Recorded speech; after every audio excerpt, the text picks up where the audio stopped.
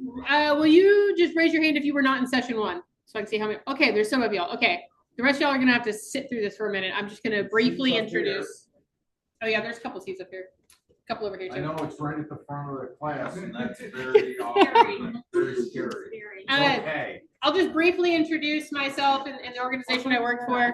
My name is Caitlin Word. I work for Noble Research Institute in South Central Oklahoma.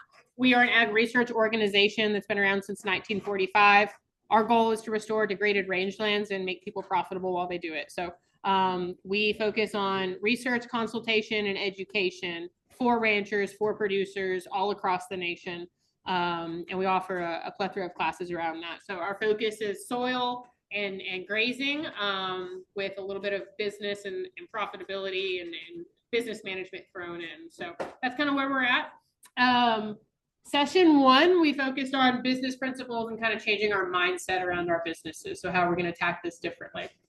And I really like to talk about how I think regeneration and profitability go hand in hand and how we make that happen.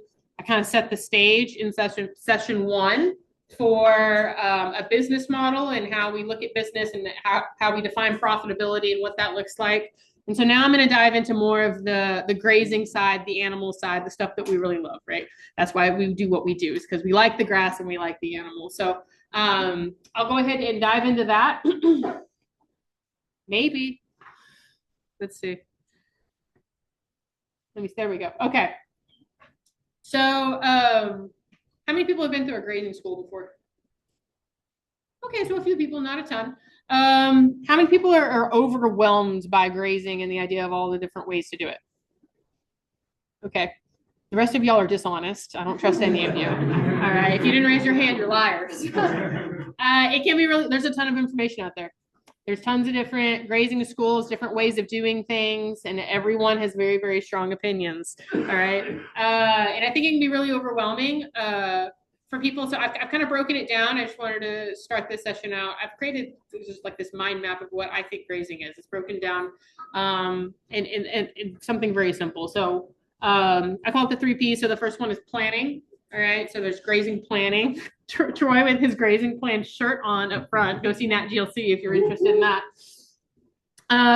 When it comes to grazing planning, there's a few things. Carrying capacity, we're going to get into this.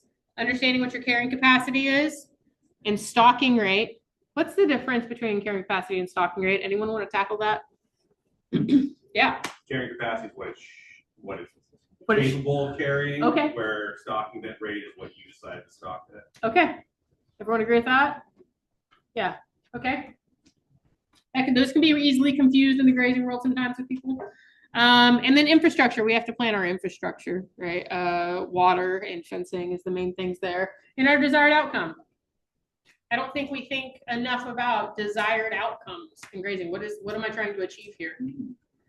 Take half, leave half. We hear that one all the time. What are we trying to achieve? What are we trying to do? Are we trying to, leave some residual behind? Are we trying to cover the ground? Are we trying to promote diversity? Are we trying to knock down thatch? We're going to graze differently depending on those things. So that's going to come into play. The other thing is principles. If you were in the first course, I talked about principles before practices.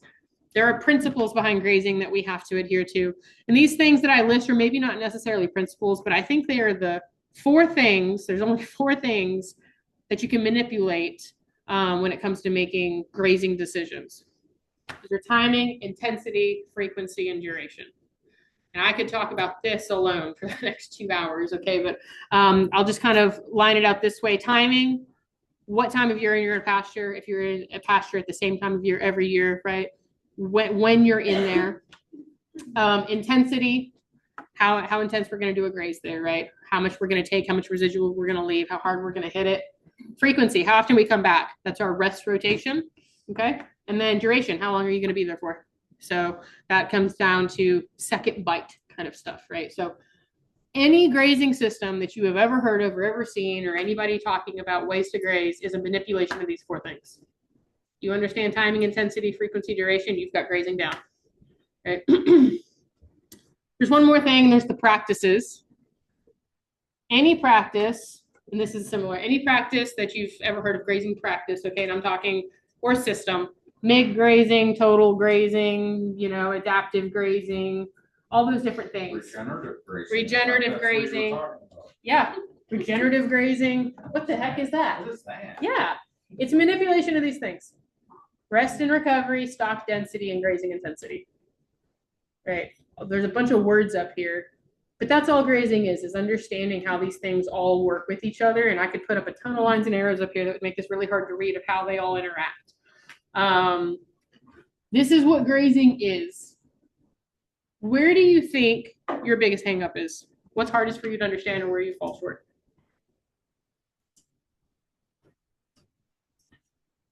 Any thoughts? I think planning can be really hard, especially because like there's like a bit of whiplash from like what previous season. Yeah.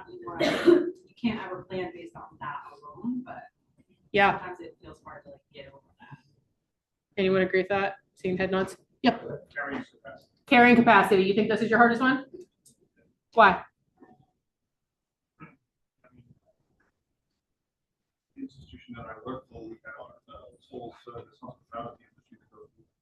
So determining how much we need to service what we need for the hospitality industry while maintaining solid pastures and not overgrazing them. Too many animals. Yeah. So it goes back into that. Balancing act. Yeah, at what point are we have too many animals and spending too much on external inputs versus reducing what we're doing in the hospitality industry? Yeah. Okay. I'd like to offer the hardest part about grazing is managing chaos. Managing chaos. So that can come from the weather, and there's economics that you talked about, and like trying to get all the pieces. We had the three-legged stool in sort of some kind of balance. Again, each season's different, and then the uncertainty of weather, you can't only predict. Yeah. So you have to continually Reassess. And that is stressful after you're reassessing. Like last summer when there was no rain, everyone's reassessing. I think it's going to rain today, and tomorrow it doesn't rain, and then the next day it's going to rain again. And they sit up, look outside the window, hoping for rain for 60 days, right? That context is something that creates chaos. Yeah. Chaos. We like certainty. It's funny. Everything is not certain. So funny that you say that. I have a coworker, Devlin, who there's somebody in here who knows who Devlin is, but my actual literal nickname at work is Chaos. So it's funny that you say that. Managing me is the hardest part of it. Yeah, I think that there can be arguments made for all of these. All of this can be really difficult to manage for different reasons. We probably all have a weak spot. I think the desired outcome piece, I don't know if many of us really actually think about that. We're just trying to graze right. What does that mean for you? Doesn't mean for your neighbor what it means for you, right? So like, what are we actually trying to achieve? Are you trying to grow more grass? Are you trying to increase biodiversity? You're going to graze different for different outcomes. So trying to focus on those things. Okay, so carrying capacity. Someone mentioned that one first. We'll get into that. This is also a slide exercise that is taken from Ranching for Profit. And for those that are new to the room, Noble has partnered with Ranching for Profit and licenses their curriculum. Ranching for Profit is an organization that offers a 5.5-day business management school for ranchers, and it's really, really great. And they have some really great teaching tools, and this is one of them. So I don't know about where you guys are at. Y'all don't have volatile rainfall here, do you? Right, it's pretty predictable. Okay, well, where I live is pretty volatile. I'm originally from Deep West Texas, the Trawin Desert. So let's look at maybe annual precip over years. Is this maybe pretty similar to what annual precip over years might look like? You know, I don't know. Let's say, what's average rainfall here? 42 inches. 42 inches. You get that every single year? More. Okay. So let's not last year. So let's say this is 42. Yeah. And so up here is, I don't know, 60, and down here is 20, right? Does that happen sometimes? Man, yeah. So if this was your ranch and this is what your rainfall looked like, and you bought a place and someone said, this is what the precip looks like over a 10-year average, and it's your job to stock this place, and we're going to do it based on precipitation, which is going to drive forage growth, where would you stock this place? Lowest. He says lowest. Who's going to be honest? 10% below the lowest crop. A lot of people would stock it here.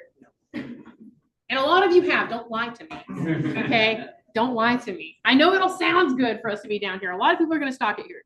And where I'm from, a lot of people stock it there because you simply cannot predict, the ups and downs and heavy swings. And those places are so big that stocking, right, will change so drastically between these years. So a lot of people stock it right there. What is the hazard of that?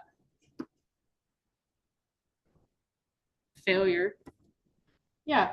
So if we're stocked here, let's see. This year we're pretty okay. This year we're pretty okay. This year we're pretty okay. So 4 years out of the 10, we're pretty okay. What's happening in the other years? You're either overstocked or understocked by a lot. So this is missed opportunity, or maybe you're actually playing catch up when this happens from overgrazing. And what's happening down here when you have precip that looks like this? You're feeding. You're feeding a lot. How much is hay around here right now? 50, 60 bucks a round bale? Y'all are cheap out here. They're smaller. Yeah, they're way smaller. Yeah, okay. It should be a lot higher.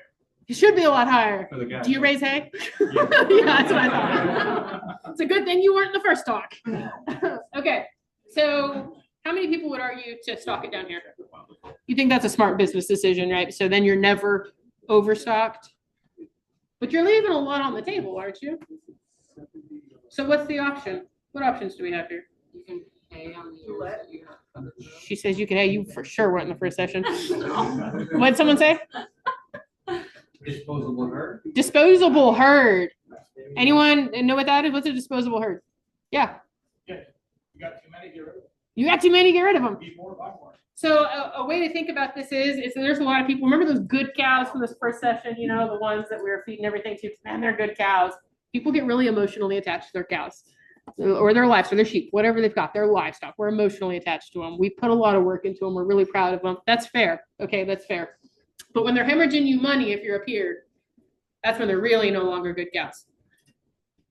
We stock them down here. This is our stocking rate. We're going to figure this is our stocking rate line. Okay. And then we could buffer. I call it a flex herd. You say disposable. That's maybe a little harsh. A flex herd or just kind of some adaptable enterprises. Okay. So maybe we come up here and whenever we have really good years, maybe we bring in some stockers. Maybe we retain our heifers. Right. What about those years way up high? When precept's great. Buy some more. Buy some more. Buy some more cows. You could actually buy some more cows. You may want to stockpile that for some security. You may lease it out to the neighbor for 2 months out of the year, capitalize on some of that, right? You may just bring in some more. You may just bring in some stalkers for a little while. Just do what? Make hay. Make hay. You could, right? Depending on your goals, you absolutely could. But this is an example of another paradigm shift. So here's the deal about carrying capacity. We want to stay under our carrying capacity. You've probably heard match your carrying capacity a lot. What happens if we match it? Exactly.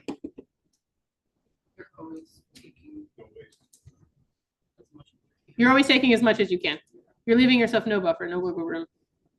Yeah. Does anyone here run their place by figuring carrying capacity and figuring out where they're going to stock? A couple people. Colin, where do you stock at in comparison to your carrying capacity? About 20%. 20% under. So you stock at 80% of your carrying capacity. Anybody else? Say 20% of capacity, saying the hay production. Well, he's talking about forage production grazing. Grazing. Yep. He's talking about grazing. Yep. Forage production. This is the Grazing and Livestock Conference, But we would, we look at 50%. 50%. Yep. So I'll say a lot of people in really, and you can take it with a grain of salt, people in really arid environments. When I talk about this, I'm talking either way out west or Australia. Those guys will not get above 75% of their carrying capacity because things can take a turn that quickly, and it gives them that much more time and that much more buffer to be able to adjust. And so this is a big one, I think, getting under your carrying capacity. So we had talked about some of the ranches in the first talk that Noble has. So this is that ranch where we'd taken a bunch of those heifers that I screwed up.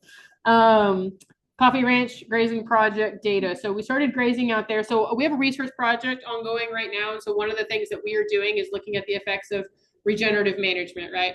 But within regenerative management, I'm talking about principles before practices.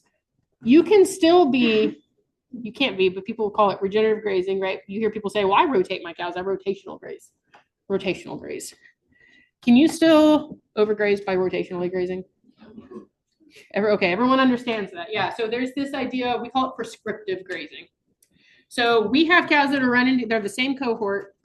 They get bred by the same bulls. They've run alongside each other.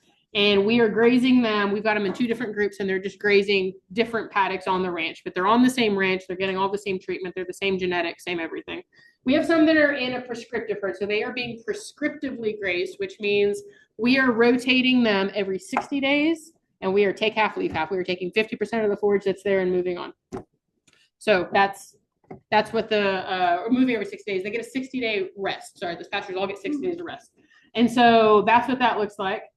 The adaptive grazing herd is exactly what it sounds like. It's up to the range manager's interpretation. He goes out there, sees what's happening, adjusts with what's going on, with how much forage is being produced and moves on, leaves how much rest he thinks needs to be, there, stock density, all that. So these are the exact same animals grazed on the same ranch in paddocks that are, they're not the same paddocks, obviously, because they have to be grazed a little bit differently. And over time, over the years of the same paddocks, they're just building paddocks and grazing them differently. But some paddocks that have been grazed prescriptively are also grazed adaptively the next year, right? So it's not so much to do with that. But looking at accumulated animal unit days per acre, check that out. So by grazing adaptively, we've grown 43% more forage.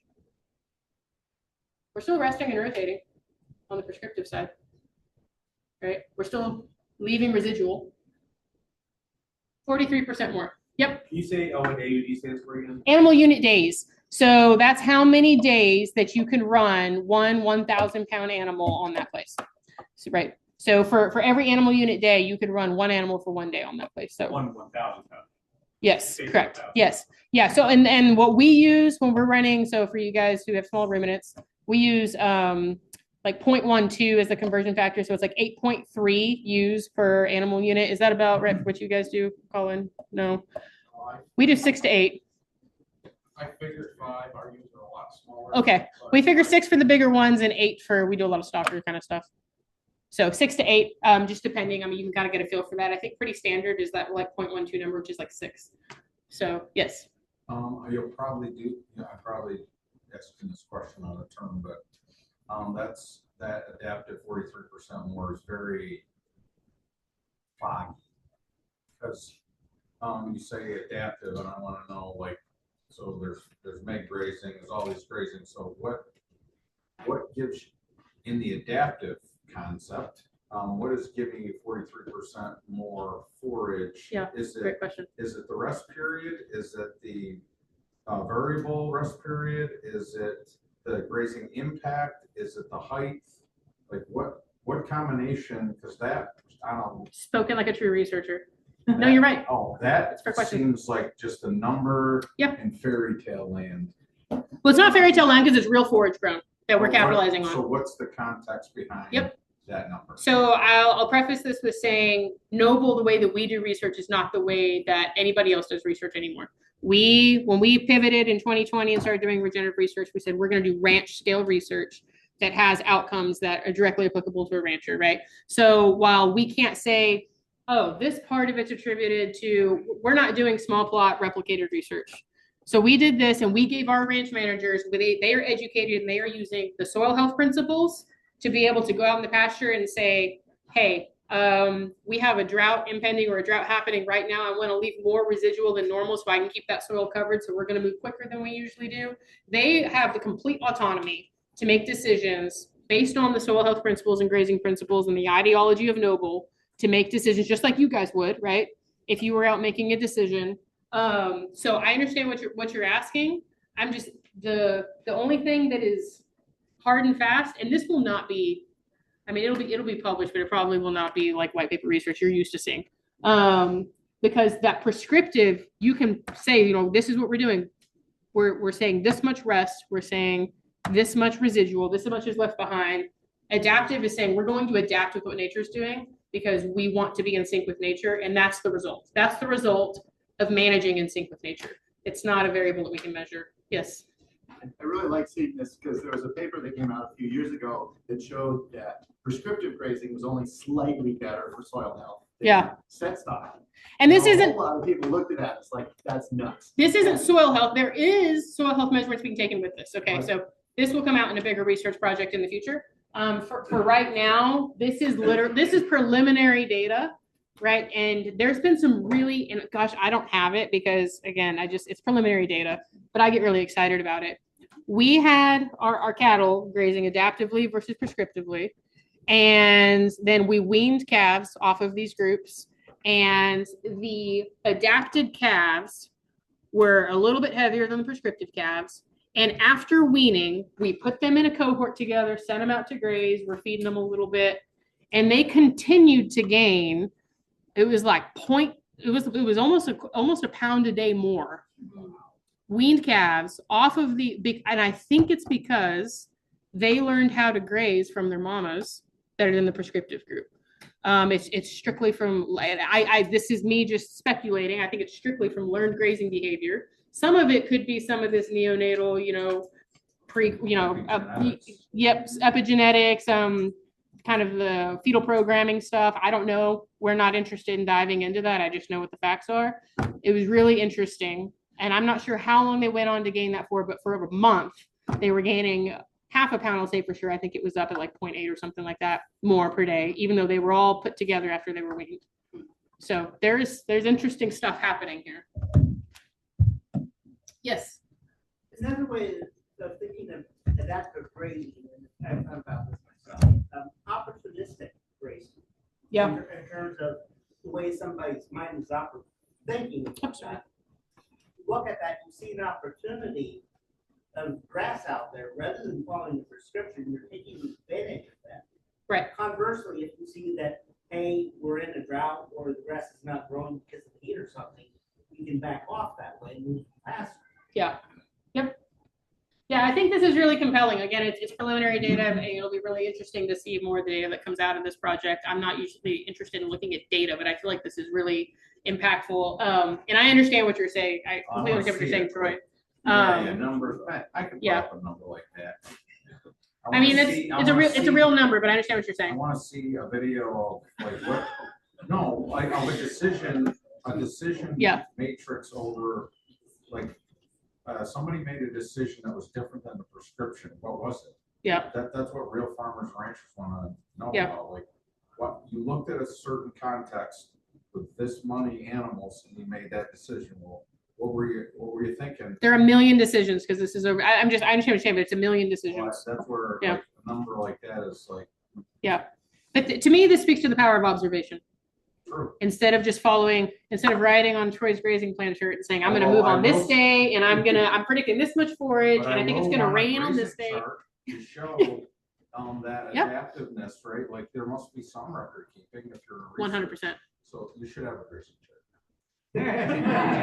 That's a really great point, and I don't have that up here, but I will say we keep. God, I wish I had a picture of it. We keep a grazing, so we have a grazing plan just like that. Goes up on the wall in all of the ranch offices. Every ranch has one. We have a grazing plan, and it is written in marker, and then we go back in pencil, and we write in pencil what we do. And that's that's a whole other deal. Come to a grazing school if you're really interested in that and how that can impact you. Because when you can see, man, I am moving a lot faster than I thought I was going to. Alarm bells right here, right? Maybe need to destock. I'm not getting as much rain. I'm not growing as much forage as I thought I was. So we do exactly that. So I thought this was pretty compelling. Did you like try to think about or quantify if we had like more headroom? Were you trying to push the system to failure in the adaptive? Yeah, I understand what you're asking. Nope, they were trying to graze ideally for the conditions in the pasture that they had. They were not trying to grow carrying capacity. This was strictly if we make grazing decisions adaptively versus just following the plan, what happens? And so you were able to graze more days or? Yes, yep, absolutely. Yeah. And this was across that, again, keep in mind, most of that transition, 2022, 2023. So we didn't even stock this place until 2020. And this was going through the transition and kind of figuring that out. So animal unit days was provided by the actual length of the grazing season that you were able to do in that study versus the number of, and because you can change animal unit days by the number of animals or the number of days. Yes. Yep. This is strictly, yep, how much forage is grown. Yeah. This was forage. That's a good question. That's how much forage is available for those animals to graze. Yep. Yep. Okay, so this next slide is credit to my coworker Josh Gaskamp. This is not actual data. This is a visual. This is that preface is for you. Okay, this is not data. More questions. More questions. Yeah, this is a visual, and I think it's a pretty compelling one. So I'd be interested to see what this looks like. But this is just an example of how things work. So in this part of the world, when does grass start to grow? Like in May. Okay, so for the grass. So let's just pretend that this axis is kind of for you guys. Would this growth curve kind of look the same? Do you guys peak out? When do you all have peak forage production? Early June. Yeah. Okay, and then does it kind of fall off and you get a fall bump? Okay, so just imagine that this x-axis is going to look like whatever the months are for you. But if this is a fair forage growth. Okay, if this was you and this is your forage growth. Are y'all familiar with kind of, phase 1, phase 2 growth of grass? Some people are. Okay. Where would you want to turn cattle in if this was you? Tell me when. Like turn them out on. Yeah, so when do you want to start grazing this? Oh, okay. Yeah, when do you want to turn them out? Yep. Right there? Yeah. Fantastic. Okay, that's where we would do it too. Okay, so we're going to start grazing here. When would you want to take them out? Up here, up here. Well, which plot? Which plot?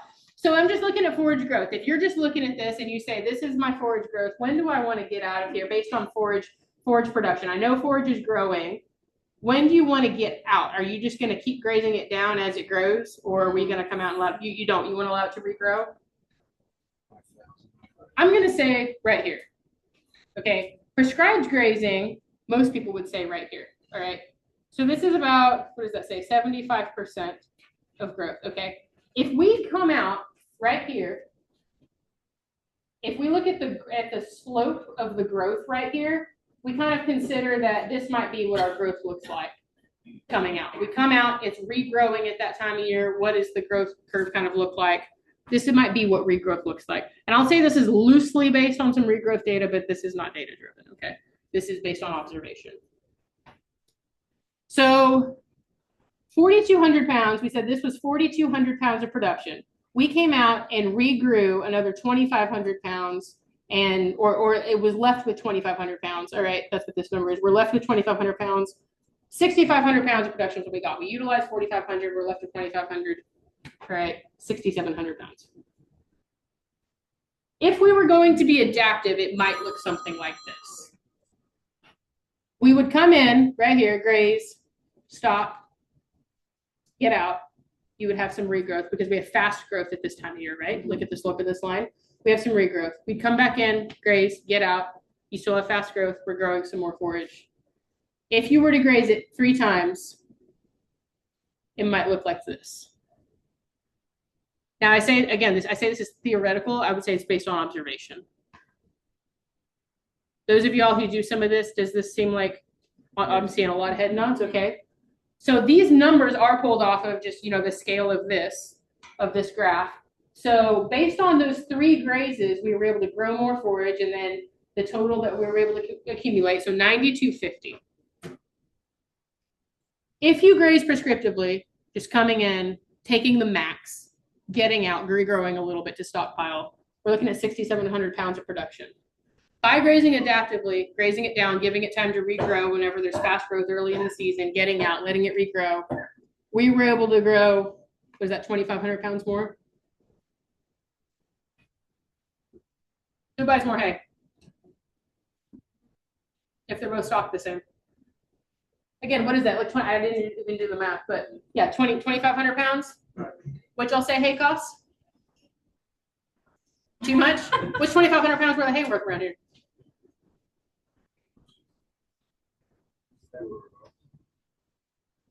Just a question. Yes. To understand the graph, because it's very interesting. When you're grazing and then you're getting out and you're coming back, You're obviously moving to a new field. Yeah, you go somewhere else. You go somewhere else, and then you harvest that, and then you get out and you're moving. Normally, I try to plan the rest period would be 30 to 35 days. Okay. Especially in the spring. and into- Yep, move fast early. What is the rest period here that you're trying to achieve? Yeah. Because I'm trying to look at regrowth. Yeah. in the first two rotations. Yeah, that's a good question. He's asking about the time component here. This is strictly theoretical, right? And so this was assuming in the Southern Great Plains with the amount of forage we grow and what the time growth is. I would say that it's probably pretty similar to that. It'd probably be about 30, 45 days would probably be about what this would be. You're asking what I'm targeting. You're going to hate this answer. It's an economist answer. It depends, right? It depends on how much rain you've had, the time of year, what things look like, and what your goal is that you're trying to achieve. But this is strictly a visual to help understand how you actually grow more forage by grazing adaptively. This is a visual to help understand this. How did we grow more forage to accommodate more animal units by adaptively grazing? Because of this. This is how you grow more forage. And there's lots of things that go into this, right? There's the component of decreased selectivity and utilizing more forage. Your animals will utilize more forage. We'll talk about that a little bit too. When you start grazing a certain way, but you'll actually grow more forage too. So while that 43% increase in animal unit days, that was actually a forage measurement, you might actually have more animal unit days because now your animals are eating a more broad array of forage in different varieties. So now our animal unit days actually realistically increased. That was just a measurement of forage. So forage based, we're growing more forage. Yes. So you hit that target on that one field, Yep. right? But then you miss the date on the next field that you're moving them into, right? You're moving them into that later on. Yep. There. So How's that? yeah, so that's a great question. He's asking about, if we moved in here at the target here, that means that we're missing this target on some other pastures. That, my friend, is the art of grazing. There's the science of grazing, and then there's the art of grazing. You have to figure out which pasture needs it the most at that time. And this is why a lot of people move really quickly early. And this is why, too, if you're going to have some of those flex herds, this is the time to do it so that you can capitalize on some of that early growth, right? And then some of those flex herds leave. That's why stockers, we leave, we get rid of them in June. That's when your forage starts growing. It kind of stops growing and slows down. So that's some of that. Yes. No, he's asking if multi-species enterprises make a difference in this. If anything, they give you more flexibility, in my opinion. Yep. It's the exact, that's exactly where my mind went with the solution to that, like June, July.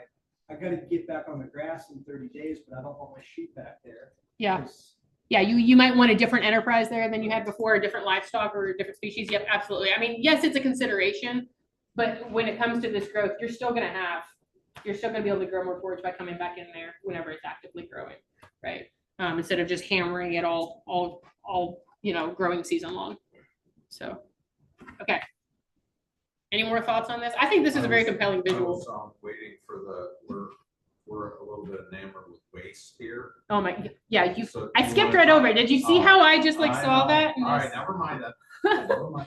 Yeah, No, so it's always a consideration when you have. Yep. You try to keep up with it. So you're talking multiple herds, and you make hay, and there's all these things happening. The which most is the right one against the goals of economics and things we talked about earlier. This is really. You gotta think it through. The most abhorrent phrase to me is wasted grass. I hate it.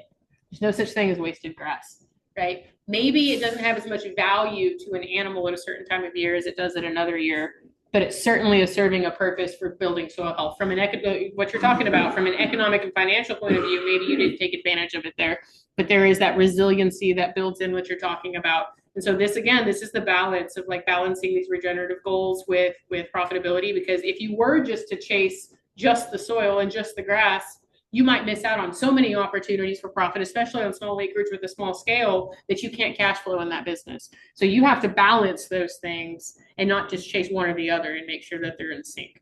And sometimes that gross margin stuff will help you do that. I have kind of an exercise in here I roughly put together over lunch that we'll get to, where I kind of teach you how to figure, yeah, you like, how many animal units do I need in order to cover this infrastructure investment, right? So if I need X amount of gross margin, how much gross margin am I making per animal? So how many animals do I need to make this work? So if you have to make X amount of money, you can run those numbers based on the session from this morning. If you have questions about that, if you weren't in that session, I'm happy to talk to you about it at the booth tomorrow. You can work that backwards and say, I need X amount of money. I'm figuring this much gross margin on my animals. Work backwards. Say, I need to run this many animal units in a year. So how many times do I need to come in here and move in order to make that happen? And then you don't have to worry about wasted grass because you know it has value and you covered your expenses. So that's pretty good way to go about it. Oh God, here we go. How much is grass worth? There's about to be some numbers up here. I just did this over lunch. I threw these numbers up here. It will either help you or really, really confuse you, but I just wanted to give you kind of like a hard finite way to maybe manage and kind of think through some of this stuff, especially if you were in the session this morning. If you weren't in there this morning, I apologize in advance. Okay, so how much is that grass standing out there worth? Wasted grass, right? Well, we left it standing, and that's good maybe. But what's the value that I can attribute to that? Can I attribute to it? Especially when we're talking about infrastructure investments, because how many of you guys are intimidated to do more with your grazing because you need infrastructure investments to make it happen? Okay, I'm seeing a few hands go up more and more as people start feeling honest. Okay. Here's one way to kind of tackle that. I just ran some really rough numbers, and they're really rough, so y'all be nice. So let's figure you have an infrastructure investment on 100 acres of $30,000, whether that's fencing, maybe some water, something like that, okay? So we're gonna put $30,000 in on 100 acres. I wanna know if I can pay for that with an increase in the grass I'm gonna grow as a result of my grazing. Is that a fair question? Y'all wondered that? How would you go through that? So let's figure this is our stocking rate, 1 standard animal unit for 5 acres. That's probably really, really low for out here. It's really, really high for where I'm at, so I just cut it in the middle. We're going to say that our current forage growth is 400 pounds per acre. I don't know. What is it out here? That's our average. Is that average? Fantastic. I knew that. Okay. This is our goal. We're going to increase pasture rest, and so we can increase our forage yield by 20%. We're going to grow 20% more forage. That's what we want to do. All right. So let's say that our grazing is going to make that happen. We went to Noble's grazing school, and they taught us how to do this, and by God, it's going to happen. And we have Troy Bishop and his grazing plan following us around to hold us accountable. So we're sitting pretty. We're gonna do good. Okay. So we've got 100 acres and 4,000 pounds per acre. And I figured in the 20%. Okay. I multiplied that by 20% and said, okay, so 20% of 100 acres at 4,000 pounds an acre, 80,000 pounds of added forage is how much we're gonna add with this infrastructure investment. Y'all tracking with me? Okay, we're gonna add 80,000 pounds. I didn't know what y'all's harvest efficiency would be like around here. We figure 50% because we want to leave some residual behind. You're going to have wildlife eat some. And so we figure actually like 40% on native. I figured in 70%. Y'all have a lot of cool season around here. Is that fair? 70% would be real high for normal. Yeah. Would it? Okay. I mean, some farms are achieving that, but it would definitely be upper. Yeah. Okay. Well, what I was trying to figure, I was saying we want to take 70%, leave 30% behind, figuring y'all got a lot of cool seasons and stuff out here, but that may not be right. 50, you can put whatever in there. We just put it in a number. Okay. So that means we've got 56,000 pounds we want to graze. All right. That's what harvest, or anyone not familiar with harvest efficiency. Okay. This is how much we want to take. We want to leave behind 30% of total growth. So we've got 56,000 pounds available. All right. A standard animal unit, 3% forage intake. You know, you can move this up or down, about 30 pounds a day. So this is one 1,000 pound cow. So this would be, 6 ewes or something. We'll insert whatever you want. So you figure that in how many animal unit days you have increased by growing 20% more forage. So it's about 1,800 animal unit days. So I just kind of figured, so this comes into, so you can have 5 more cows a year. So you can sell 5 calves a year. I don't know if a 5.5 weight calf I looked right now is going like $460 carcass weight. So it's like $2,500 a pop, $2,500 times 5, whatever that is how much you would do. Now what is that? Y'all who were in here this morning, that's gross product, right? It's not gross margin. So keep that in mind.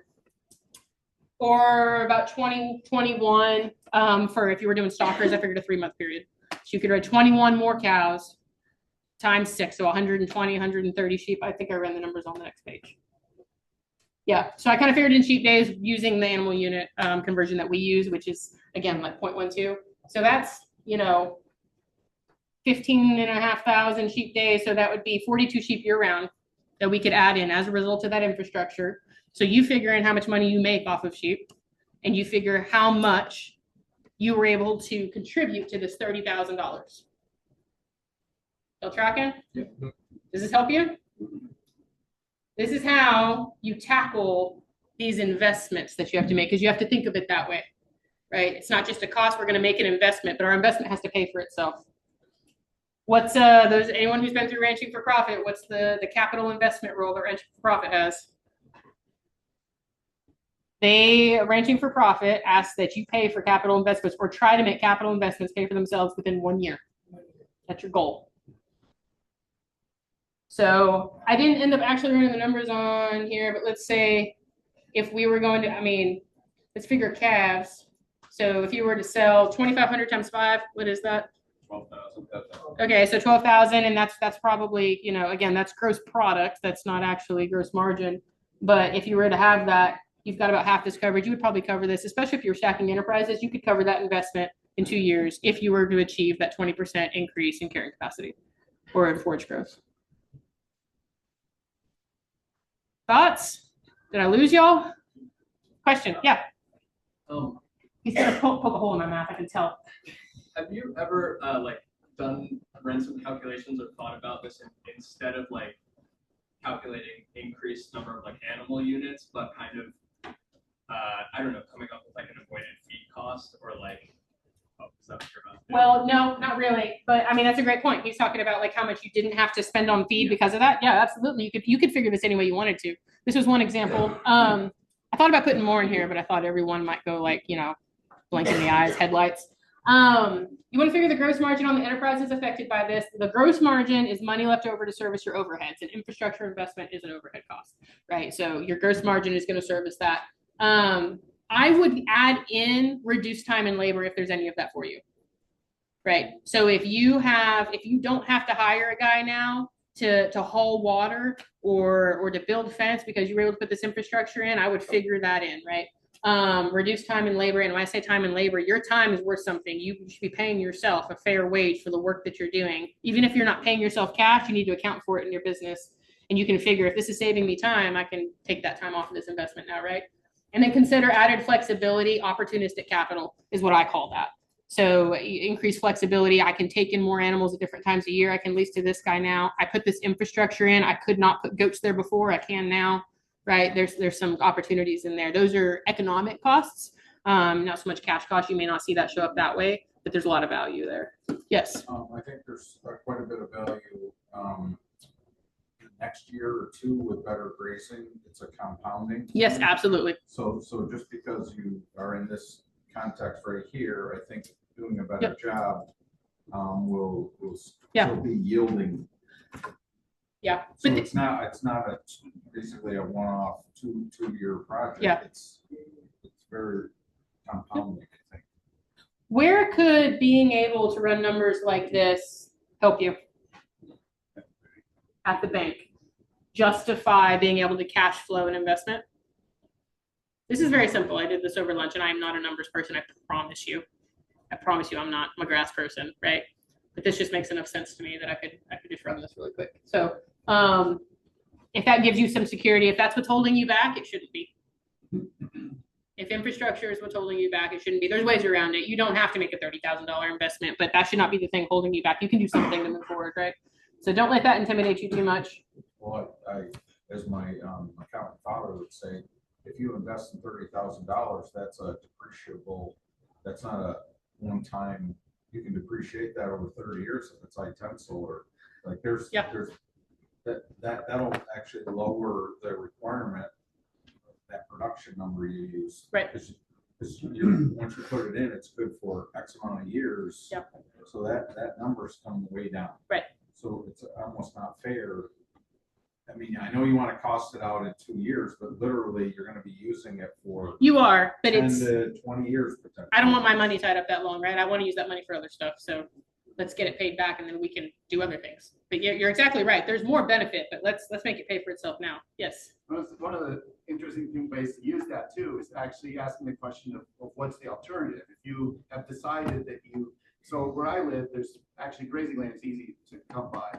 And so when I need more forage, it's easy to get free grazing land that's not very good, rather than improving the land that I've got. Yeah. And it's actually I've recently changed to start spending money on the land that I've already got because it actually costs less In the long run. In the long run. Yeah, that makes a lot of Even sense. though the land is free. Right. Yeah, none of us are jealous of you, even your free land. It's not good land. There's not a lot. It's not big pieces. It's not high. Nobody can charge a high rent for it. Yeah. Because it's not that good and not that big. But there's a lot of unused land. Yeah, and that opportunity, and man, I could go down a rabbit hole on these opportunity costs. But I would say again, I can't recommend, either Noble's Profitability Essentials or Ranching for Profit enough. Something that both those classes will teach you to do is to charge yourself an opportunity cost, all right, and opportunity interest on your assets. And essentially what that's saying is we charge a 10% opportunity interest on all of our livestock, which is saying I am charging her for use of my money. If I put this in a long-term account somewhere, it would be garnering 10%. So she needs to make at least that much for me. It's the Dave Pratt, like to always say, it's called the Dave Pratt paradigm. I want to make at least as much money as if I was doing nothing. If I'm going to be working, right, I need to make at least that much. So charging yourself, those kind of opportunistic costs. Yes. What would you say was the single best lesson, and maybe you get to that at the end, that you learned between 20 and 21 or whatever until now? With the transition at Noble? Yeah, with your nutritionalist cap on and then just Ooh, yeah. Let me answer that at the end because I'm gonna have to think about it here for a minute. That's a good question. I don't know if there is just one. Yeah, I'll have to think about that one for sure. I'll say just something that comes to mind. Toby Holstead, one of my favorite people ever, he has a quote where he says, the number one most dangerous thing in ranching, in agriculture, you could say, he said in ranching, is to do things the way Grandpa did them. And the second most dangerous thing is to forget why he did them the way he did them. And I would say we saw that come to life whenever we went through that transition, right? Is understanding the reasons behind why that stuff happened and understanding we couldn't do it that way anymore. But the reasons still applied. The principles still applied. So for me, that echoed in my mind a lot. But I'll answer that more directly. Let me think about it.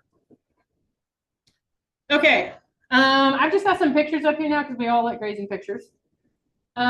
With this stuff in mind, the grazing stuff, especially with, that graph where we're coming back in and grazing differently, talk about increased forage utilization, not just growing more grass.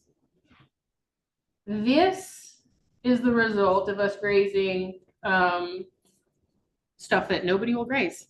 Cows won't touch that. The interesting thing about every one of these pictures that I have is these animals were grazed under density over time and pulled off. They weren't under density anymore in this picture. They were grazing at like 40,000 pounds an acre or something. Like they were not under density anymore and they were still selecting for this stuff. Okay. This one's pretty cool. That is sumac. I don't know if y'all are familiar with that. That's a real woody, invasive, some nasty stuff. This is on a really rocky ranch that we have. We started grazing goats. And we had goats turned out here, and they didn't touch this stuff, didn't touch this stuff, didn't touch this stuff. And I don't remember what time of year this was. But then we went out one day, and this speaks to nutritional wisdom. They had absolutely mobbed this stuff in about 2 days, stripped it. And I don't have a picture up close of what that looked like, but I mean, stripped it clean. And this is stuff that we couldn't get cows to eat, but that was just, that wasn't even under density. That was the impact of multi-species grazing, is what that was. That's what it looked like. Would you consider that in hindsight now, Caitlin, overgrazing? Not on sumac. You know what I mean? That's something that will continue to come back. It's fairly invasive. On grass, I might have. There's a lot of grass underneath that this opened up and allowed the sunshine to get down and that grass to come up, and then we could follow with cows in there. In the Middle East, that is like a forage. Yeah, and it's a great forage. Yeah, our cows, we still can't really get our cows. They'll nibble at it, but they're not I gonna. would love it, but Yeah. I do think that is a really good point about the time of year. Yep. Because, there's other stuff that they eat, and when I went out and tasted it, it was like terrible. Yep. I wouldn't eat it either. But I think there's a lot of generalization, particularly with those in like anything, anytime, that's fine. I don't think I have this picture in here, but they we did the same thing. Did anyone here battle cocklebur in this part of the world? God, it's a nuisance. It's horrible where we're at. And everybody hates it. They spray the tar out of it. I mean, we spray the heck out of cocklebur. And it likes to grow in real wet areas, so around ponds and stuff, and they lay in it and it gets all in their hair, and then they put it in the rest of the pastures because they travel with the birds everywhere, and it's super invasive. People say they won't eat it, they won't eat it, they won't eat it. And cattle regularly every about August. It's super mature. It's not when it's young. It's super mature. It's grown. It's leafed out. It's huge. And about mid or late August, they will go to it. Absolutely hit it. And it's counterintuitive because it's not young and tender the way you think. And so coming back to this nutritional wisdom stuff, cows, livestock in general know what they need better than we do. You just have to kind of give them the opportunity to express that. And whenever you're handing them, it's like if someone's handing you a ribeye on a silver platter every day, you're probably not going to go find a salad or eat some broccoli, right? When you stop doing that, those instincts come back in. And I think we have managed the grazing behavior out of our cows and out of our livestock in general. We have completely managed that natural innate ability to select out of them, and you have to manage it back into them. And it won't show up overnight. You're probably gonna have some fallout like we did, but it can be done. And someone had asked me to, in between classes, they asked about, we transitioned our livestock from conventional to regenerative, and there was a lot of fallout, and we're still dealing with some of that. And they had asked me, should I just sell everything and just buy animals that are adapted the way I want them to? And I was like, that's the easy way to do it.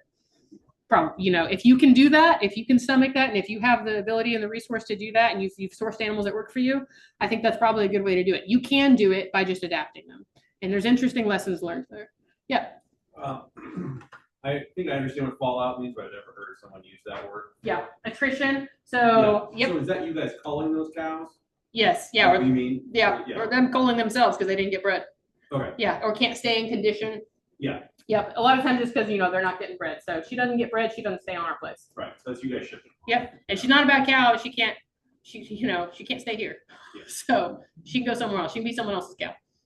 So this is an example of how we manage. We have a lot of really invasive stuff down there in that part of the world. So this is plum thickets. We've managed greenbrier and blackberry and sumac this way. So that's just a mineral tub. And whenever we moved our cattle, we move our mineral, we drag it out in the middle of the densest thicket we can find, and they will go to it, and they will take care of some of that problem for you. So this is a good way to get density, mob and herd effect and mob density just by, dragging your mineral away from the water. So that's one way to achieve some of that stuff. Yeah, don't let perfection steal from progress. I talked about that on the infrastructure side. I call it paralysis analysis. We just get so worried and overwhelmed. Especially on the infrastructure side. Does anybody here have that concern where it's like, man, I have an infrastructure problem and I can't improve my grazing because I don't have the infrastructure? Okay, I'm gonna ask, can you put up one fence? Yeah. And then maybe next year you put up another one? Yeah.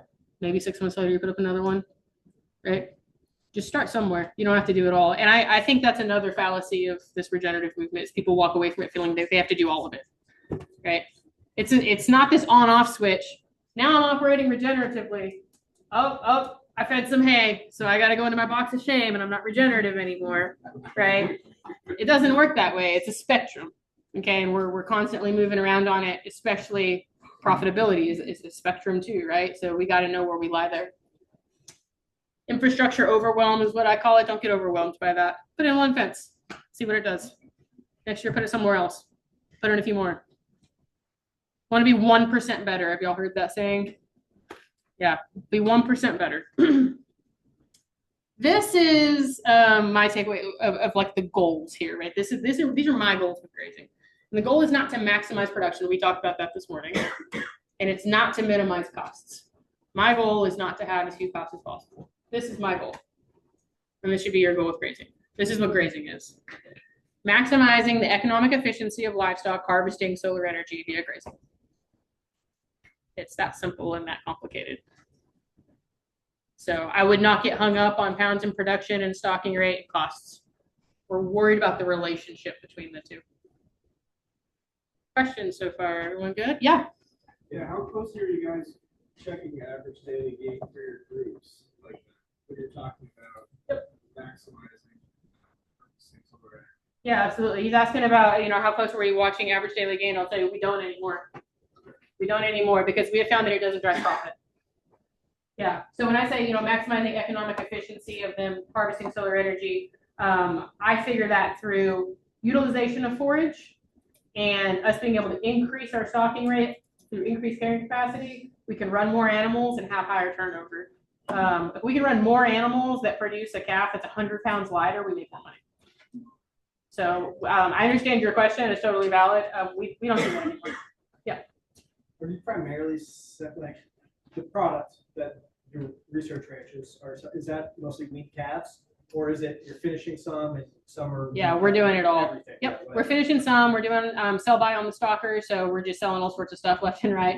Yeah. Selling in open heifers, heiferettes, sometimes weaned calves, just depending on what the market is. If it's a certain scale, there's plenty of all of that. Yeah, that's so right. Yep, coal cows. Sometimes we rarely sell an open coal cow unless just the market is telling us we can. And we really can't feed her. We try to hold her over, get her bred, sell her to somebody else. Yep. Yeah. So we do a lot of everything. Yes. So when you're saying instead of watching average daily gains, you're kind of watching for the conversion efficiency? Yeah. So the metric that we don't even watch for that. I understand what you're asking. Our metric that we like to use is pounds of product produced per acre. Whatever that is, if it's coal animals, if it's calves, if it's heifers, if you want to look at production, it'd be pounds, but for us it's dollars per acre, dollars generated per acre. Yep. So I don't care if they gained great or not. But I mean, you can always tell if you got a puny animal, but as far as feed conversion, I mean, I would say our calves probably are not like heavy gainers compared to most, but it's because we're not propping them up into that. So for us, it's dollars per acre. How many dollars can we generate per acre? And that may be pounds, it may not. Yes. Do you calculate your cost per day per animal? Yes. Yep. So thereby going back to your first program, looking at that and taking your income statement and calculating what that cost is today. That's right. Do you mind if you share that? I couldn't tell you what it is right now. We have a general ranch manager, so I don't work on the ranches, right? I'm up here just telling their story for them. Very noble of me. So I don't have access to that. I mean, I could get it. I'm not, you know what? That's a really great question. I did have, come find me afterwards. I do have, it's got some cost taken out of it, but I do have some of that. And I may be lying to you. It may pop up here in just a minute. I don't remember what, I'm gonna be honest with you guys. When I put next slide, I'm as surprised by what's up here as you guys are. So I've got something pretty similar to that, but that's a really great question. A really great, again, if you go through any of these kind of business schools, they'll teach you a couple good numbers to always have is your cost to carry, right? So understanding how much it costs for you to keep that animal every day and your daily burn rate for your business. What does it cost to keep your business running? When you wake up in the morning, how much money does your business have to generate that day to keep running, to pay everybody, right? How many, and I mean, that puts a fire under you to understand what that number is. But if you know what your daily burn rate is, and then what your cost to carry on your animals is, it's pretty easy to figure out then what your profit's going to be. Yep. Wondering, and I know you haven't been up in this Northeast region, but from your context, when you're down in the South looking at our region, do you see some real good advantages for us, or do you see some things we really should work on? Troy, I've seen the hotel. Oh, that's it. Yeah, I really don't have any context around y'all's side. As far as being specific on grazing practices and stuff, I couldn't speak to that very well. Y'all would be able to tell me what your problems are more than I would be able to. But for almost everybody, it's going to be getting out of your own head about the stuff that you're used to doing, right? And I would say, and not knowing what it is, whatever you think your number one reason why you can't do insert thing here, why I can't make more money, why I can't raise more cows, why I can't do this, put that in your control. Put that thing inside your control, because you can't. You think it's outside of your control. So whatever that thing is, I don't know what it is for you guys up here. It's different for lots of different. What is it up here? I'm serious. What is it? Like, what do y'all think it is? Rain. Rain? That's everybody. Yeah. Yeah. Slaughter dates. Slaughter dates. Yeah, processor capacity. Okay. Yeah. Yeah. So then the question becomes, where are the opportunities between? How do you sell it? How do you sell it? Yeah. I can't control that, but I can control what I sell when. For sure. You know, so I would say whatever, I don't know what that is up here. But putting that back into your control, it's hard to do, but that's the game changer for everybody, I would say. Yeah. So for your goal for maximizing economic efficiency of harvesting solar energy, grazing is a dance between the livestock and the plants. Yes. And both, you've talked about some of the livestock side of things and looking at it from that point, but there's a lot you can do, or at times, depending to affect what the plants are up to. Yep. And which plants are there being also a big thing. Is there much, is your managers really working toward that sort of particular composition? Good question. Such? Yeah. Asking if we're working towards a certain composition in our pastures, the more diversity, the better. Even with the stuff that we maybe, don't like. The more diversity, the better. And for us, we are in the Southern Great Plains. We have a lot of warm season perennials. There's the 4 horsemen of the prairie, Indian grass and big blue stem and little blue stem and gamma grass. And we want those. And so we call those our indicator species, because what they indicate is great soil health and the presence of mycorrhizal fungi. Now I'm getting really nerdy. But whenever we see those, we know we're moving in the right direction. So we look for indicator species and diversity. So whatever those are up here, y'all are going to have some indicator species. I'm not sure what they are. Troy would know. And diversity. But the more diversity you have, the healthier that soil is. So a monoculture of anything, whether it's preferential or not, is nature's red flag. So do you have some systems to try to push things that aren't quite there towards that preferred? Yeah. That timing, intensity, frequency, duration. Unfortunately, it's adaptive, right? I don't have a recipe for you, right? I don't have like, do this and you will get that. There's the principles, and not to be a salesman, but if you go to a grazing school, they talk about that. These are the things that you can do to move towards in the right direction. And this is how you know if you're moving in the right direction. So it's utilizing those principles within your context. And that's the best answer I have for you right now. Adapted livestock considerations. We adapted our livestock at Noble. These are just considerations that I make and I have for animals that are going to be adapted within your, and I say adapted, most people think about that like adapted to your environment, right? What about adapted to your management? We didn't change geographically at Noble. We dang sure changed our management. And the cows that fit us the year before did not fit us anymore. And so those animals have to adapt as well. And so you have to consider forage utilization. So their grazing ability, grazing behavior, inclement weather, that's going to be somewhat, breed and genetics and things like that are going to play into that. So I'm thinking like in really hot, humid areas, like on the Gulf Coast of Texas, the kind of animals that you run down there as compared to the high desert and, Montana, Wyoming are out here. That's certainly a consideration. Water availability, that was a big deal where I grew up. Again, we were 5 or 6 miles between waters. And so those cows are camels. They come in and drink once a day and go out and graze all day long. And not every animal is going to be able to do that. And so those animals did really, really well out there. You couldn't take anybody out there and make them survive. Built for your management, breeding season and conditions. We'll get into this here in just a minute. Briefly, we're kind of running up on time. And then health resilience, parasite disease resistance. That's a big deal, I know, in the small ruminant world. And there's a lot of genetics that play into that, I think. And so where you source your animals and being marketable. That could mean a million different things. What is your market that you're trying to sell into, and is your animal marketable within that, right? Having those considerations. This is another piece out of Ranching for Profit. I'll run through it pretty quickly. This is kind of, people are talking about the calving season and things like that. So let's kind of look at the way we typically set up our production and how that affects our ecology and our grazing and our feeding. Okay. I want to skip through this, but let me just skip through this really quick. Oh, wow, this is a long slide. Okay. So here, when do y'all grow the most forage? You said June.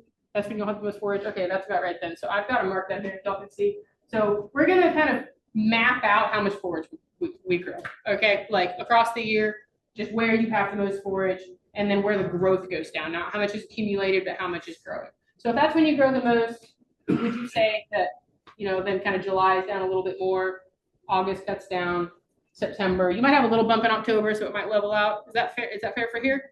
Okay. More like September. Okay. Okay. October, it's still low. So this may be a little bit off, but hopefully close enough.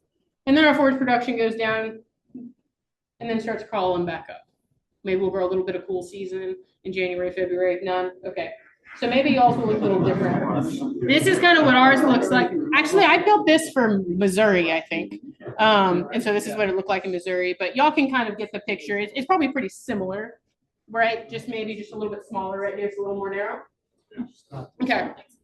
So this is our carrying capacity. Okay. This is the forage supply.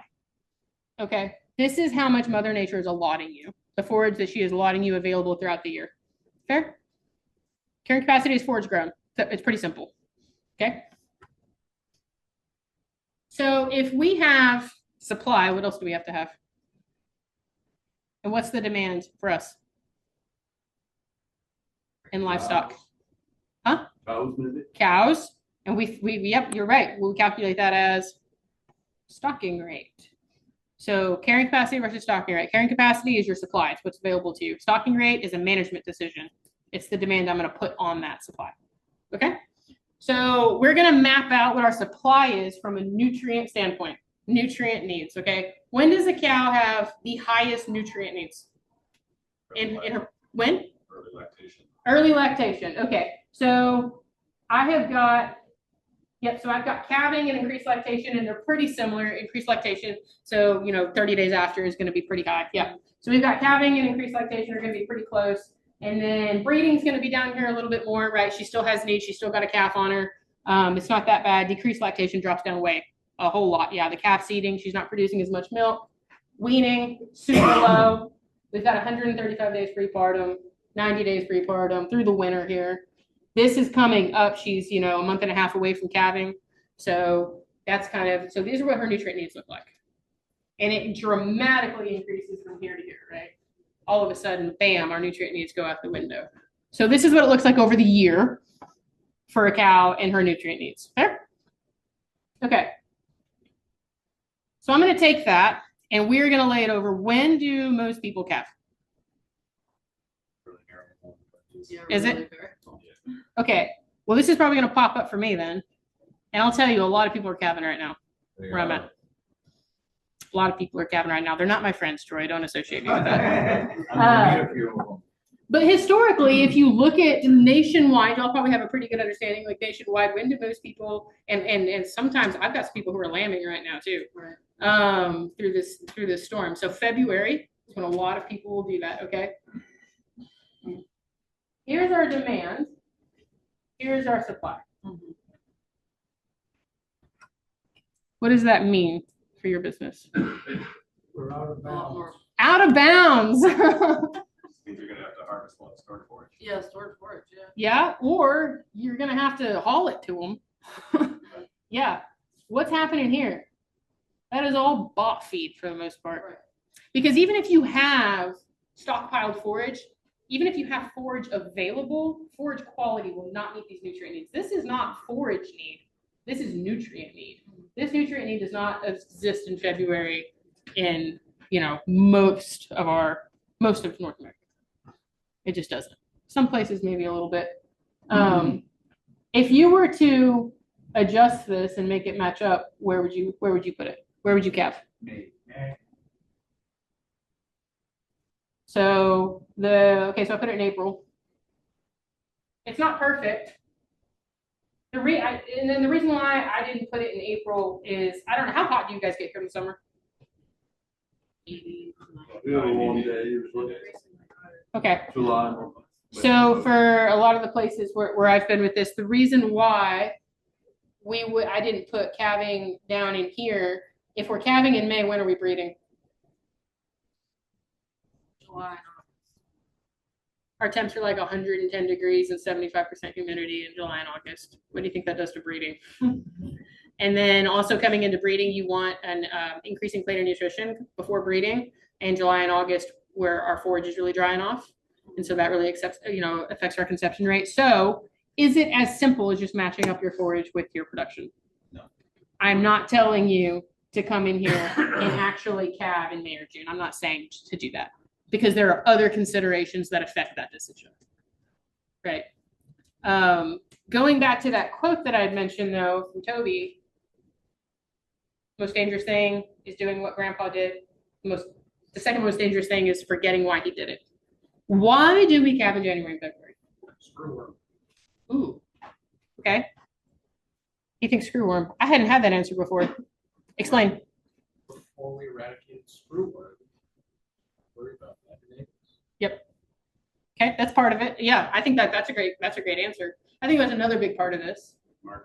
Market. What do you mean? Just when, so say sheep, if you lamb in January, they're available for Easter. Okay, yep. So I'll say, again, I don't speak sheep, so unfortunately I have to give you a cattle paradigm. But if you calve in January, that sets you up to have the biggest calf when? In September, October, right? We sell a calf in October. Why do we want to have the biggest calf in October? He says such backwards logic. Okay, where's that logic come from? Why did we want to have a big calf in October? So that you don't have to feed them through the winter. Who's they? Well, so we don't have to. feed, Okay, yeah. the prices used to be the highest then. That's when everyone wanted a calf. Who's they? Who's buying that calf in October? A backgrounder probably, right? So he's gonna grow them through the winter. Why does he want them at that time? When does he sell them? He puts them on wheat in January, sells them in March, April for what? Feeder board. When's the feeder board the highest? The April board? Yeah. The feedlot wants them also in the spring because when is feed the cheapest? In spring.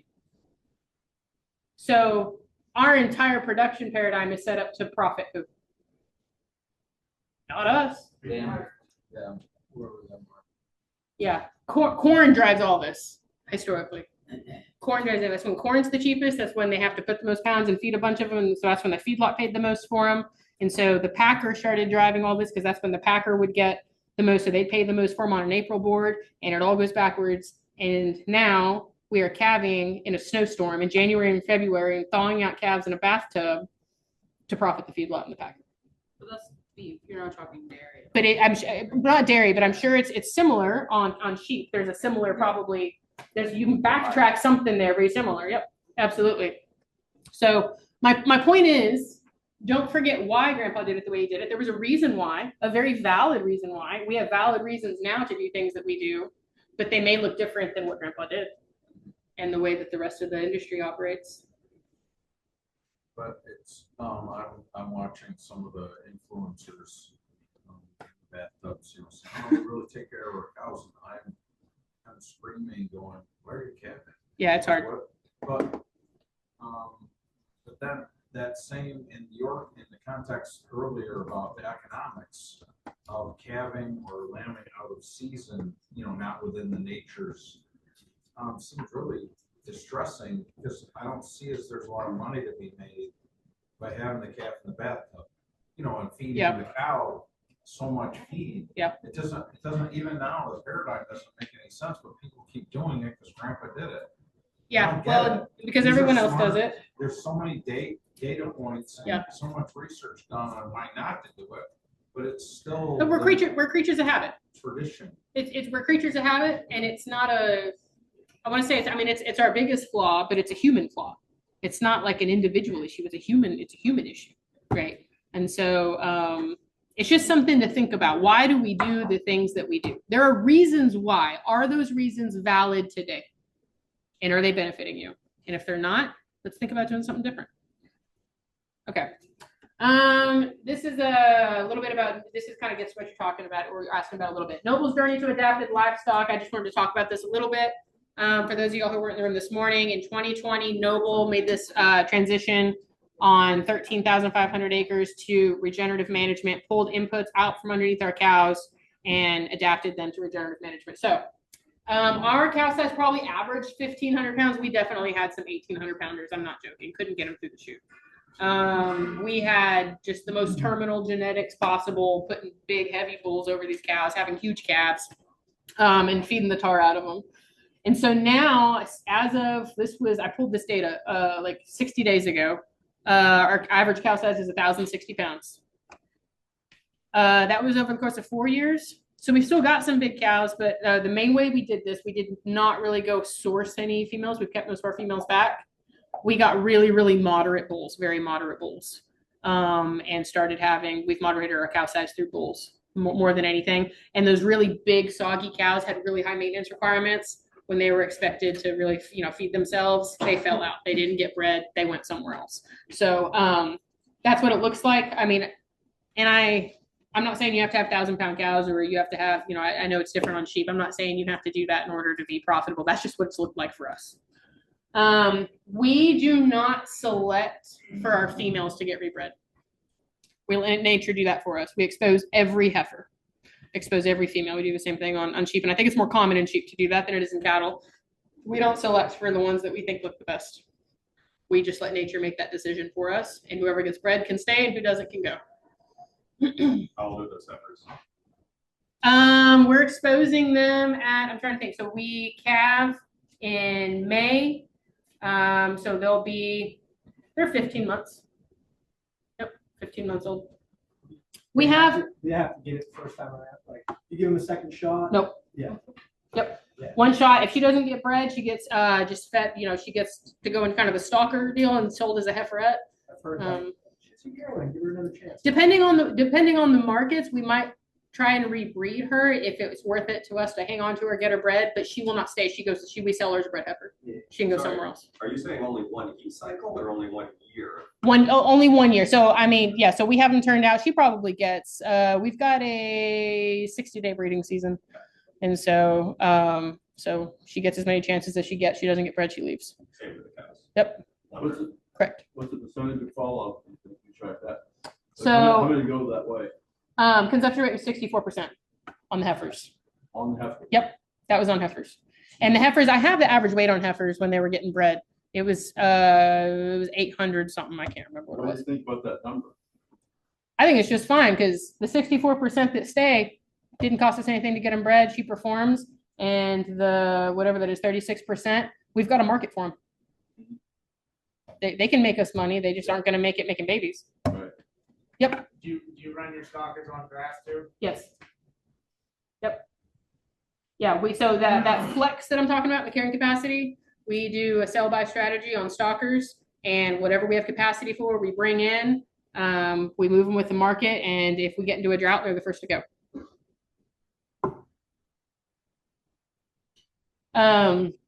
Matching ecological grazing needs to species. We incorporated small ruminants. Was hard for some of our cow guys, all right, but they got over it.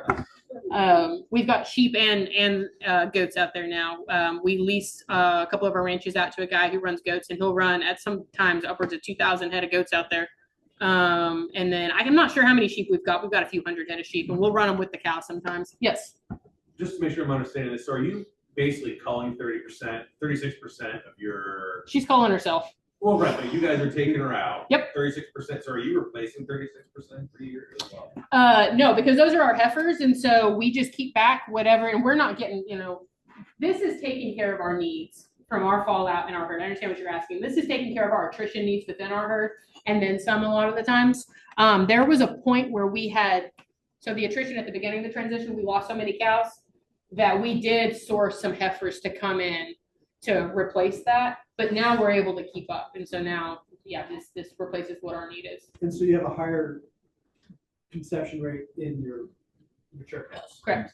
Yep. And if we got into a drought or something, depending on what the markets are doing, instead of selling our heifers, we might, but we would probably just try to stratify the age within our cow herd. And find some opportunities there. But I mean, we all know this is the most expensive animal on the market right now. So how many years have you been doing this? How many seasons have you seen? 4 years. So the number stays the same over 4 years? That's the average. This was the average last year. 64% was last year. The year before that, it was pretty similar. So, yes. It should be getting better, because the heifers are conceiving soon. I mean, if that's what kind of thinking is, right? Yeah, it might get a little bit better. I think this is, we talk to people who are doing this. This is pretty average.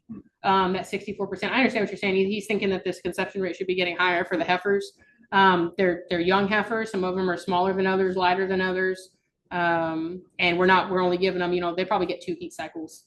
And so if they don't get bred in 2 heat cycles, they can go somewhere else. Yep. Yeah, I was gonna say like that, and that higher conception rate is all the additives that we were putting in that you took out. Right. So we could get higher conception rate on heifers if we wanted to. right, this is more the natural Right. states and stuff. Yep. This is just turning her out with a bull. And we don't run heifer bulls anymore either. We've got bulls for both. So she gets the same bull the cow does. Does that mindset change in a different market?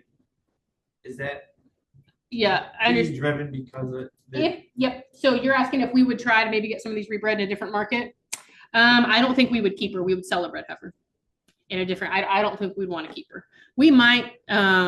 I can't imagine us getting into a situation so dire so quickly that we didn't see coming that we would feel the need to do that. We might get her bred and sell her, and then we could maybe buy back into something that we wanted. But it might change. It absolutely could. Any of this could change at any time. Yes. Your decision to sell the heifers, if I'm understanding right, that's a business decision. You're just saying she did great, she's down the road. Yep. At that point, it's not as like, well, we know that. I don't want to deal with her next year needing a 3rd time to get bred. Exactly. So that's our philosophy. Yes. So are all of the cows for the whole operation, are all of the cows being sold on the hoof? Like you're not doing any actual finished beef product? We're not right now. We'd like to maybe get into that, but we're not right now. Okay. That annual cow direct cost, I just wanted, there's this 2025, $220 a head. That is her direct cost. This is minus, I'm trying to think. I remember why. So this is OSU 2025 enterprise budget. They kind of figure what costs are for every year and kind of what goes into these cows. That includes hay costs and everything. They don't have a bull cost in there. So I took ours out. And this does not figure in, I think, pasture cost, so land cost. So land cost is not in here. So this is a direct costs sans a bull cost, which was like $17 that I pulled out of here. So this is what it was for us last year in 2020. So that was our direct cost. Now that's not her daily rate. That was just over the year what it cost. Yes. Have you guys had any like carcass scoring done on your cows? It's been a while. How they're finishing? We used to. Yeah. Again, where we're at right now, we're focused on the ranch being profitable. We're not finishing them out on the hoof. And so we're just moving animals. Yeah, as far as like the customer's value, I mean, that's really Yeah. where it is. Yep. So, I mean, we pay attention to that enough, like we look at it, on the bulls and stuff like that. But for us, we're creating pounds of value and someone else can create that down the road.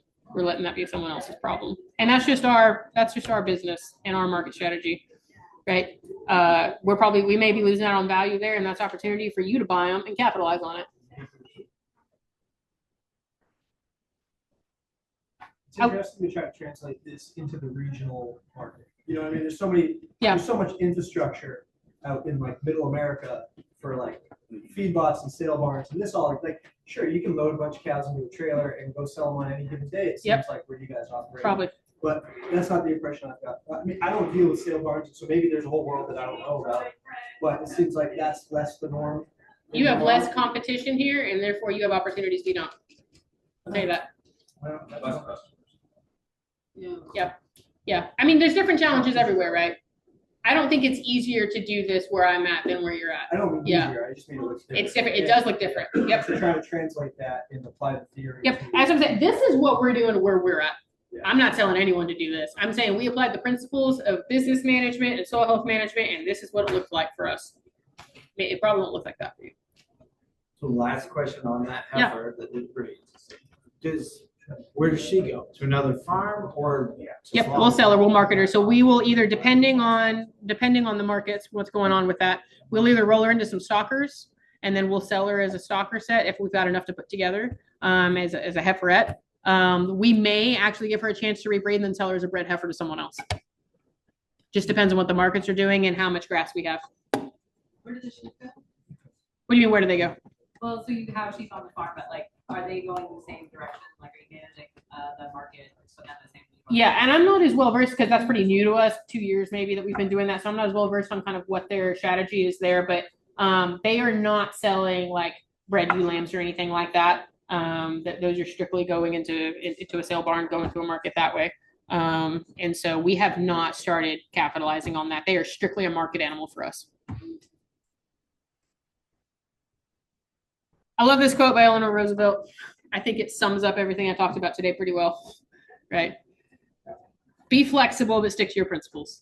Okay, we got to have principles, but you have to be willing to adapt because we all know the market's changing all the time. We all know that the weather is changing all the time. So we have to be able to be quick on our feet and think through that. With that shameless plug, this is who we are, right? We have business courses at Noble. These are the 3 business courses we have available right now. You'll see information from Ranching for Profit and all of these. These are curriculums developed in partnership with them. The Business of Grazing course is pretty cool. That one is, again, these infrastructure decisions are usually someone's biggest hurdle. And so how do you implement some of these decisions within the context of your business and gross margins and making money, right? And how do you forecast a return on investment there? Yeah. Are these pretty meat oriented? Like if you were going into this. None of these are oriented towards any enterprise. Oh. Yep. These are strictly, now there'll be like cow examples. There's sheep examples in there as well. But all of this, what Business of Grazing would maybe be more oriented towards like meat animals, livestock. All of these, and Market Smart is going to be geared towards to selling animals like in a sale barn and understanding markets. Noble Profitability will be anything. That's strictly finance and economics of a business. If you go through a course, you get access to something called Rancher to Rancher, like twice a month. This is old, but twice a month we have a rancher come in and do a webinar, and anybody who's been through a course is free to jump on. We have like 80 people on there every time. We have people talking about specialized subjects, you know, marketing, pecans, whatever. Pecan research was one of them recently. We had Kent Donica talking about markets, all sorts of different stuff. So it's just a great way to be able to network, especially if you feel pretty isolated with peers who kind of have the same goals as you. We offer consultation as well. If you go through one of our courses, you get a free 1-hour virtual consultation with one of the consultants of your choice. And so that's something that we offer. And we do have a newsletter. So if you're interested in that, you can just go on our website, noble.org, and sign up for that. There's lots of good information in there. With that, that's my information. Feel free to take that down, reach out to me. We're on social media, and I will be at the booth tomorrow. So I'm happy to take more questions and talk, but I kept, man, 1 minute over. That's good.